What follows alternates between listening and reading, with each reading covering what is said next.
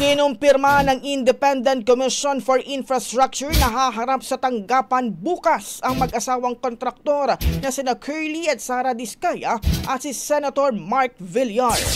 Ayon kay ICI Executive Director Brian Hosaka, kumpirmado na ang attendance ng mga ito sa pagdinig. Una nang sinabi ni Villar na wini-welcome nila ang investigasyon matapos niyang madangwit sa issue ng maanumalyang flood control projects.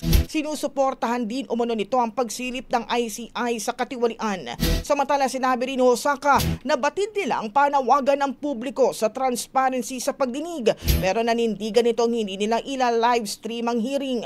Una na nitong sinabi na iniiwasan ng komisyon na magkaroon ng trial by publicity sa investigasyon.